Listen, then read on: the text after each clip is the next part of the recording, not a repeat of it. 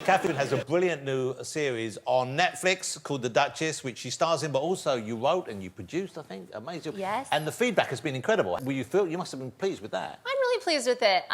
Katherine is an uncivilized single mother. I think too many of us are too civilized. We're expected to be stoic and nice, first and foremost. She's not those things. She's fashionably disruptive, and she wants to have another child, but she doesn't really know the safest way to do that. So she thinks, maybe I'll double down on my original mistake, have a baby with my ex-boy band star, current child's father.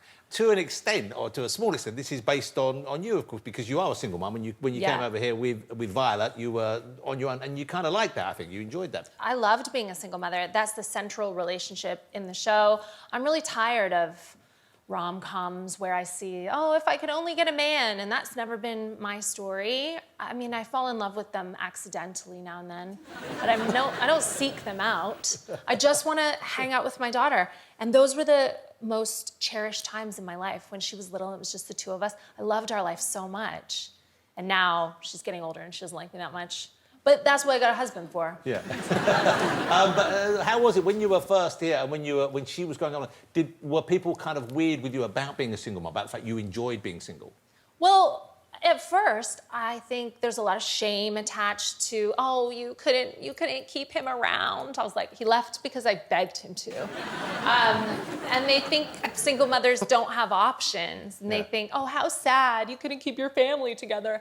And I sort of bought into some of that shame, and that's why I think it's dangerous. If you feel like you're not worthy, then you attract garbage people towards you, and you have to be proud of yourself, and you have to put yourself really high status, and that's what this woman is doing, and she's doing it in a wild way. I mean, the show's really naughty. It's like a bonkers, an absolutely wild bananas rom-com. I was speaking to my daughters about it, and they really love the fact that you are playing a woman who is unapologetic, who is happy with herself, who is like, prepared to be, the way she wants to be, regardless of what the world thinks she should be. Oh, she's merciless, and she has lots of money, and people don't like that. They're like, why does she have so much money? I'm like, because I wrote it, and she lives in a big house. Yeah. Before you said it, but you also wrote there's one sex scene in the series? Yeah, that was a mistake. And was that must have been, is that hard to perform? Yeah.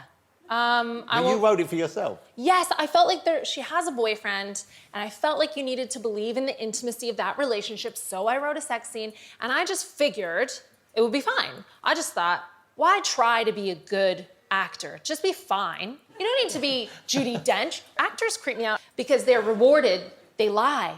Like you two gentlemen, you seem very nice. I don't know that. I don't know who you are. Because you're really good actors. Well, we know Samson pretends to be a paramedic on a regular basis. Right. And I'm not like that. And I just thought, I'll just be a stand-up who sort of plays myself. That was all fine until the clothes came off. And then I was like, oh, this is why you have to be an actor. Because it's so cringe and it takes so long and I'm unprofessional. And I just found it difficult, and I think it would have been easier to have full sex on camera. Then I could really let loose, show my personality. But no, I won't be writing any more sex scenes ever again. It's somewhat different to stand-up. I know stand-up, in a way, you're performing and being not yourself as such on stage, but how did you switch from like doing stand-up work to doing actual acting? Well, I just stopped getting Botox for 1 year, and I would be able to move my face, and I thought that's all you had to do. And it's a little bit more than that. And I was around other actors who are so talented, and I could see that. I mean, it is inspirational, but I think they're liars and they should be punished. Yeah.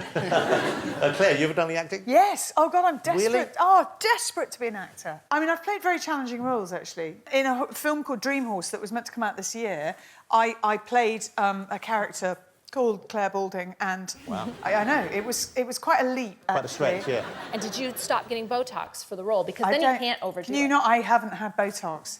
Ever.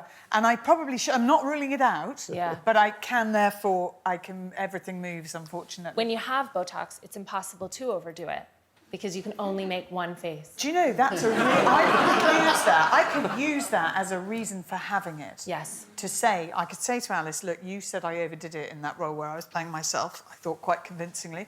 I will get Botox, then I can't.